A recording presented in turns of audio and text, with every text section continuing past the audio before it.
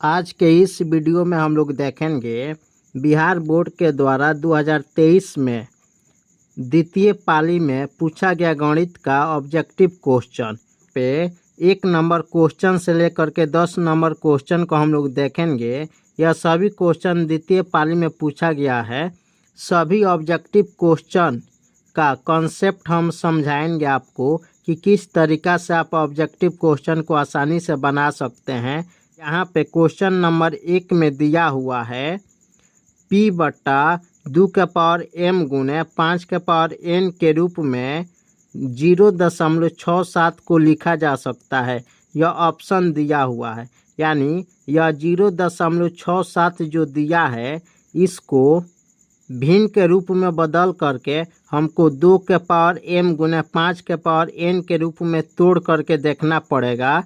तो इसको हम जब सॉल्व करेंगे तो यहाँ पे हम लिखेंगे 0.67। अब इसको दशमलव को भिन्न में बदलेंगे तो दशमलव हटाते हैं तो इसके लिए 1 लिखते हैं और 2 अंक पहले दशमलव है तो यहाँ पे नीचे में 2 गो 0 होगा, यानी यहाँ पे हमको प्राप्त हो गया 67/100। अब 67 को ऐसे ही रहने देंगे।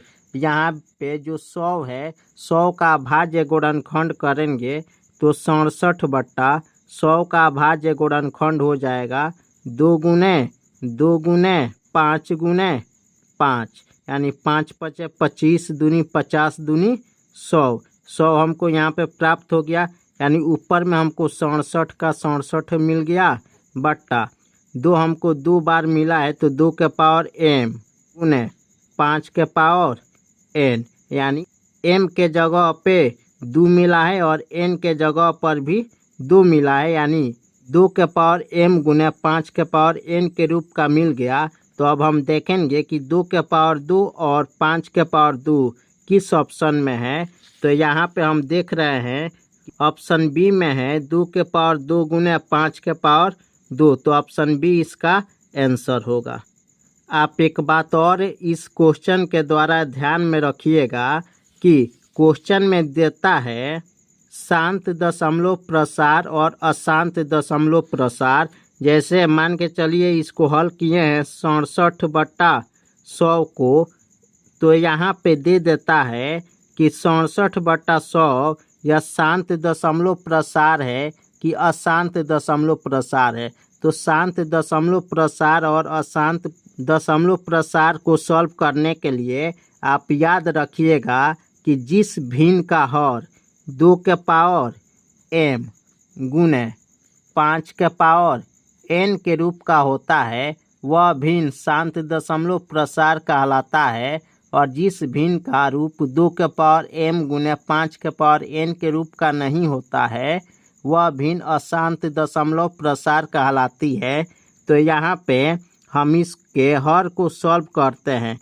हल को सॉल्व करने के लिए इसका भाज्य गुणनखंड करते हैं तो 100 का भाज्य गुणनखंड आया है 2 यानी 2 गुने 5 का रूप हमको मिला है। तो हमको यहाँ पे दिखाई दे रहा है कि 2m गुने 5n के रूप का है, तो यह शांत दशमलव प्रसार होगा। अगर 2m गुने 5n के रूप का जो भिन्न हमको प्राप्त नहीं होता है वह अशांत दशमलव प्रसार कहलाता है। या कभी कभी दे देगा आपको 1/25। इसको जांच करिए कि यह शांत दशमलव प्रसार है कि अशांत दशमलव प्रसार है। तो अब यहाँ पे 25 का भाज्य गुणनखंड करेंगे तो केवल इसमें 5 गुने 5 प्राप्त होगा। इसमें 2 का रूप हमको नहीं प्राप्त हुआ, तो हम इसको लिख सकते हैं 1/2 गुने 5 यहाँ पे किसी भी संख्या का पावर में जब 0 हम लिखते हैं तो उसका मान 1 होता है, और 5 का मान 25 होगा। 25 में 1 से गुना करेंगे तो हमको 25 मिलेगा। तो यहाँ पे हमको 2m गुने 5n का रूप मिल गया, तो यह 1/25 भी शांत दशमलव प्रसार होगा। इसी तरह 3/8 8 दे सकता है जांच करने के लिए कि 3/8 को बताए कि यह शांत दशमलव प्रसार है कि अशांत दशमलव प्रसार है। तो यहाँ पे हम देख रहे हैं कि 3/8 को जब हम तोड़ेंगे तो 2 के पावर 3 के रूप में टूटेगा और इसमें हमको 5 नहीं मिलेगा, तो हम 5 के पावर 0 लिखेंगे। अब यहाँ पे देखिए तो 5 के पावर 0 का मान 1 हो गया और 2 के पावर 3 का मान 8। 8 में 1 से गुना होगा तो हमको 8 प्राप्त हो गया। यहाँ पे केवल 8 में 2 हमको प्राप्त हुआ है लेकिन 5 प्राप्त नहीं हुआ है। केवल 5 भी किसी भिन्न के हर के रूप में प्राप्त हो सकता है या केवल 2 भी प्राप्त हो सकता है। तो जब 2 प्राप्त होता है तो 5 के पावर 0 हम अपने से लिख करके 2 के पावर m गुने 5 के पावर n का रूप हम प्राप्त कर लेते हैं। या जिस भिन्न का हर में केवल हमको 5 प्राप्त होता है तो उस भिन्न के हर को 2 के पावर 0 हम अपने तरफ से लिख करके 2 के पावर m गुने 5 के पावर n का रूप प्राप्त कर लेते हैं। जब भी 2 के पावर m गुने 5 के पावर n का रूप प्राप्त होता है तो वह भिन्न शांत दशमलव प्रसार होता है। यहीं अगर दे देगा क्वेश्चन में कि बताए कि 1/35 क्या यह शांत दशमलव प्रसार होगा, तो आप 1/35 जो भिन्न दिया है तो 35 का जब अभाज्य गुणनखंड करेंगे तो 5 सते 35, 5 और 7 के रूप में टूटेगा। इसमें 2 नहीं है तो 2 हम अपने तरफ से लिख सकते हैं। 2 के पावर 0 गुने 5 एक बार आया है तो 5 के पावर 1 गुने 7 एक बार आया है तो 7 के पावर 1। यहाँ पे 2 और 5 प्राप्त हुआ, इसके अलावा 7 एक अलग से प्राप्त हो गया। तो जब भी आपको 2 और 5 के अलावा कोई एक अलग से संख्या प्राप्त हो जाएगा तो उस स्थिति में भिन्न अशांत दशमलव प्रसार कहलाती है। क्वेश्चन नंबर 2 में दिया है साइन स्क्वायर थीटा के बराबर क्या होता है। तो आप फार्मूला में याद रखिएगा, स्क्वायर वाला फार्मूला में साइन स्क्वायर थीटा बराबर 1 माइनस कॉस स्क्वायर थीटा होता है। तो ऑप्शन ए नंबर इसका आंसर होगा। क्वेश्चन नंबर 3 में दिया है समीकरण युग्म 3x माइनस 2y प्लस 3 बराबर 0, 4x प्लस 3y माइनस 47 बराबर 0 का हल है। इसमें बताना है कि ये दोनों समीकरण को हल करने के बाद में x और y का मान क्या मिलेगा। जब भी ऐसा क्वेश्चन ऑब्जेक्टिव में पूछता है तो इस स्थिति में हम करते क्या है कि जो x और y का वैल्यू दिया रहता है, x और y का मान रखते हैं। अगर x और y का मान रखने के बाद में बराबर में जो संख्या दिया रहता है उतना हमको प्राप्त हो जाता है तो हम मान लेते हैं कि x और y का जो मान हम इस समीकरण में रखे हैं वही ऑप्शन इसका आंसर होगा। जैसे समीकरण 1 में 3x माइनस 2y प्लस 3 बराबर 0 दिया है तो यहाँ पे x का मान 1 रखेंगे, फिर y का मान 3 रखेंगे। x का मान 1 और y का मान 3 रखने के बाद में जब 0 हमको प्राप्त हो जाएगा इसको हल करने के बाद में, तो ऑप्शन ए नंबर आंसर हो जाएगा। अगर इस x और y के मान रखने के बाद 0 नहीं आता है तो ऑप्शन बी को रखते हैं। ऐसे ऑप्शन के द्वारा ऐसे ऑब्जेक्टिव क्वेश्चन को हम सॉल्व करते हैं। यहाँ पे दोनों समीकरण को लिख लिए हैं। अब बारी बारी से x और y का मान रखेंगे। तो पहले ऑप्शन में x का मान 1 और y का मान 3 दिया है। तो यहाँ पे जब x का मान 1 रखें और y का मान 3 रखेंगे तो देखिए तो 3 में 1 से गुना होगा तो 3 प्राप्त होगा। फिर यहाँ पे 3 दूनी 6 प्राप्त होगा, यानी यहाँ माइनस है तो माइनस लिखेंगे प्लस 3। अब देखिए तो 3 प्लस में 3 3 जुटेगा तो 6 होगा, 6 में से 6 घटेगा 0 प्राप्त हो गया। अब समीकरण 2 में इसी मान को रखेंगे, x के जगह पर 1 और y के जगह पे 3। तो अब देखिए तो 4 में 1 से गुना होगा 4 होगा, 3 तय 9 होगा, 9 में 4 जुटेगा तो 13 होगा, प्लस में 13 माइनस में 47। तो प्लस में 13 और माइनस में 47 जोड़ करके हम 0 नहीं ला सकते हैं, तो ऑप्शन ए नंबर इसका आंसर नहीं होगा। अब ऑप्शन बी में देख रहे हैं कि x का मान 4 है और y का मान 5 है। यहाँ पे x के जगह पे 4 रखेंगे, y के जगह पे 5 रखेंगे, तो 4 तय 12, 12 माइनस 5 दूनी 10 प्लस 3 बराबर 0। अब देखिए तो यहाँ पे 12 में से 10 घटेगा, 2 होगा, 2 में 3 जुटेगा, 5 होगा, यानी 5 बराबर 0 नहीं हो सकता है। तो ऑप्शन बी नंबर भी इसका आंसर नहीं होगा। ऑप्शन सी में देखेंगे x का मान 5 है, तो जब x के जगह पे 5 रखेंगे तो तय 15 होगा, माइनस y के जगह पे अब 9 रखेंगे तो 9 दूनी 18 प्लस 3। अब प्लस में 15 प्लस में 3, 15 3 18 हो गया, 18 में से 18 घटेगा तो 0 होगा, यानी जब हम x के जगह पे 5 और y के जगह पे 9 रखे तो 0 आ गया। ऑप्शन सी में जो x का मान और y का मान है समीकरण 2 में रखेंगे। अब x का मान 5 है तो इसमें 5 रखेंगे x के जगह पे, और y का मान 9 है तो y के जगह पे 9 रखेंगे। अब देखिए तो 4 पचे 20, 9 तिरका 27, बीच में प्लस है तो प्लस देंगे, माइनस 47 है तो माइनस 47। अब 20 और 27 को जोड़ेंगे तो 47 होगा, 47 में से 47 घटेगा तो 0 होगा, यानी ऑप्शन सी का मान जब समीकरण 1 और 2 में रखे तो बराबर में 0 दिया है, और हल करने के बाद भी हमारा आंसर 0 आया, तो ऑप्शन सी नंबर इसका आंसर होगा। क्वेश्चन नंबर 4 में दिया है एक समानांतर श्रेणी के प्रथम 3 पद क्रमशः 3y माइनस 1, 3y प्लस 5 तथा 5y प्लस 1 है। तो यहाँ पे बताना है y का मान क्या होगा। तो 3 पद दिया है, तो किसी भी एपी में जब 3 पद a1, a2, a3 होता है, 3 पद होता है, तो किसी भी एक समानांतर श्रेणी में सार्वअंतर बराबर होता है। तो सार्वअंतर निकलता कैसे है, दूसरा पद में से पहला पद को घटाते हैं या तीसरा पद में से दूसरा पद को घटाते हैं तो सार्वअंतर मिलता है। तो यहाँ पे 3 गो पद दिया है, तो जो सार्वअंतर पहला और दूसरा पद के बीच का होगा वहीं सार्वअंतर दूसरा और तीसरा पद के बीच का होगा। तो जब सार्वअंतर बराबर होता है तो यहाँ पे a2 माइनस a1 बराबर a3 माइनस a2 होगा, यानी एगो एपी है और एक गो एपी का 3 गो पद दिया है। किसी अगला पद में से उसके पिछले पद को घटाते हैं तो एपी का सार्वअंतर डी का मान प्राप्त होता है।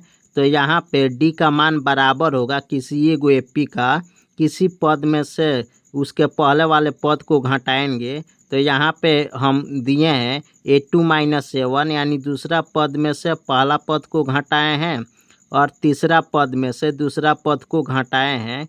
तो दूसरा पद यहाँ पे है 3y प्लस 5, दूसरा पद 3y प्लस 5 माइनस पहला पद है 3y माइनस 1, 3y माइनस 1 बराबर तीसरा पद यहाँ पे 5y प्लस 1 है, तो 5y प्लस 1 माइनस दूसरा पद यहाँ पे 3y प्लस 5 है, तो 3y प्लस 5। अब इसको हल करेंगे तो 3y प्लस 5 माइनस से इस कोष्ठ वाले में हल करेंगे तो कोष्ठ के अंदर जो प्लस में होता है वो माइनस में बदल जाता है जब माइनस से गुना करते हैं। तो यहाँ पे माइनस से गुना करेंगे तो माइनस प्लस माइनस होगा, minus 3y minus minus plus 1 बराबर 5y plus 1 minus 3y minus 5। अब यहाँ पे हम देख रहे हैं 3y प्लस में 3y माइनस में, तो प्लस माइनस बराबर संख्या में रहता है तो वह कट जाता है। तो 5 और 1 6 होगा, 6 बराबर 5y में से 3y को घटाएंगे तो 2y मिलेगा, 2y प्लस में 1 है माइनस में 5 है, तो माइनस 5 प्लस 1 हल होके मिलेगा हमको माइनस 4। अब ये माइनस इधर आएगा तो प्लस होगा, यानी 6 प्लस 4 बराबर 2y, 6 4 10, 10 बराबर 2y, तो 2 से 10 कटेगा 5 बार में, यानी y का मान हमारा प्राप्त हो गया 5। तो ऑप्शन सी नंबर इसका आंसर होगा। क्वेश्चन नंबर 5 में दिया है AP 6,9,12 डैश डैश का सार्वंतर है। अभी आपको हम बताए हैं कि सार्वंतर का मान कब निकलता है, जब अगले पद में से उसके पहले वाले पद को घटाते हैं। 9 के पहले 6 है तो 9 में से 6 घटेगा तो 3 होगा, या 12 में से 9 को घटाएंगे। अभी भी सार्वंतर निकालने के लिए आपको अगले पद में से उसके तुरंत वाले पद को घटाना पड़ेगा, तब जा कर के सार्वंतर निकलता है। तो 9 में से 6 को घटाइए या 12 में से 9 को घटाइए, तो दोनों स्थिति में 3 प्राप्त होगा। तो ऑप्शन ए नंबर इसका आंसर होगा। क्वेश्चन नंबर 6 में दिया है sin 10 डिग्री का मान किसके बराबर होगा। तो यह पूरक कोण पर आधारित क्वेश्चन दिया है। आपको ऑब्जेक्टिव सॉल्व करने के लिए टोटल फार्मूला याद होना चाहिए। तो यह पूरक कोण पे दिया हुआ है, तो पूरक कोण का फार्मूला होता है जैसे sin 90 डिग्री माइनस थीटा बराबर हो जाता है cos थीटा, या cos 90 डिग्री माइनस थीटा बराबर होता है साइन थीटा, और tan 90 डिग्री माइनस थीटा बराबर होता है कॉट थीटा, और कॉट 90 डिग्री माइनस थीटा बराबर होता है tan थीटा। इसी तरह सेक 90 डिग्री माइनस थीटा बराबर कौसेक थीटा होता है, और कौसेक 90 डिग्री माइनस थीटा बराबर सेक थीटा होता है। तो यहाँ पे क्वेश्चन दिया है साइन 10 डिग्री का मान बताना है। तो साइन 10 डिग्री का मान बताना है, यानी साइन थीटा दिया है तो इसका पूरक कोण क्या होगा, कॉस 80 डिग्री होगा। कैसे, तो यहाँ पे देखिए तो साइन थीटा का मान क्या होता है, कॉस 90 डिग्री माइनस थीटा होता है। तो cos 90 degree minus theta, theta के जगह पे 10 डिग्री है तो थीटा के जगह पे 10 डिग्री लिखेंगे। तो यहाँ पे क्या मिलेगा, 90 में से 10 घटेगा तो 80 डिग्री मिलेगा, यानी कॉस 80 डिग्री साइन 10 डिग्री के बराबर होगा। तो ऑप्शन बी नंबर इसका आंसर होगा। यहाँ पे जब भी पूरक कोण देता है तो पूरक कोण उसको कहते हैं जब दो कोणों को जोड़ने के बाद में 90 डिग्री मिल जाता है तो वह दोनों कोण एक दूसरे का पूरक कोण कहलाता है। तो पूरक कोण का संबंध जब भी देगा, साइन का देगा तो कॉस के रूप में मिलेगा, कॉस का देगा तो साइन के रूप में मिलेगा, टेन का देगा तो कॉट के रूप में मिलेगा, कॉट का देगा तो टेन के रूप में मिलेगा। इसी 4 बात को आप याद रखिएगा। क्वेश्चन नंबर 7 में दिया है 8,5,2 डैश डैश का 40वां पद है। इस AP का 40वां पद ज्ञात करना है। यहाँ पे सबसे पहले AP दिया हुआ है, AP का मान दिया है 8,5,2। यहाँ पे यह AP का रूप दिया हुआ है, इसका बोला है कि 40वां पद यानी ये 40 का मान बताना है। तो आप यहाँ पे समझिएगा कि कोई भी पद रहता है तो उस पद को हम कैसे ज्ञात करते हैं। यहाँ पे 8 का मान पहला पद है, 5 का मान दूसरा पद होगा, 2 का मान तीसरा पद होगा, यानी A1 का मान 8 होगा, A2 का मान 5 होगा, A3 का मान 2 होगा। अब पद कैसे निकलता है, तो पहला पद का मान तो पहला A ही होता है, दूसरा पद यानी A2 का मान निकालने के लिए A प्लस D होता है, A3 का मान निकालने के लिए A प्लस 2D होता है। आप याद रखिएगा कि कोई भी पद निकालने के लिए उसमें पहला पद में उससे एक कम करके D में गुना करते हैं तो वह पद निकलता है। जैसे तीसरा पद यहाँ पे लिखे हैं तो तीसरा पद का फार्मूला क्या होगा, पहला पद प्लस 2 गुने D, यानी तीसरा पद निकालना है तो D में 2 से गुना हुआ दूसरा पद निकालना है तो डी में 1 से गुना हुआ। अगर चौथा पद निकालना रहता तो ए प्लस 3D लिखते, यानी चौथा पद निकालना है तो डी में हम 3 से गुना किए हैं और प्रथम पद में जोड़ दिए हैं। इसी तरह 40वां पद बोला है, ए 40 का मान बताए, तो 40वां पद यहाँ पे निकल के आ जाएगा ए प्लस 39D। एक में प्रथम पद में सार अंतर से 39 में गुना करके जब जोड़ेंगे तो 40वां पद मिलेगा। प्रथम पद यहाँ पे 8 है तो 8 प्लस 39 गुने डी का मान हम बताए हैं कि अगला पद में से उसके पहले वाले पद को घटाते हैं तो अब डी का मान निकलता है। अगला पद 5 है, 5 में से 8 को घटाएंगे तो -3 मिलेगा, यानी 39 में -3 से गुना करना पड़ेगा। तो यहाँ पे मिलेगा 8 माइनस 39 में 3 से गुना करिए, 3 9 27 हासिल 2, 3 3 9 2 11, यानी प्लस में 8 मिला और माइनस में 117 मिला। तो 117 में से 8 घटाइए तो माइनस में मिलेगा 109, यानी 40वां पद का मान माइनस में 109 होगा। तो ऑप्शन बी नंबर इसका आंसर होगा। आज हम लोग 7 क्वेश्चन को सॉल्व किए। इसके अगले वीडियो में हम लोग इसके आगे क्वेश्चन को सॉल्व करेंगे।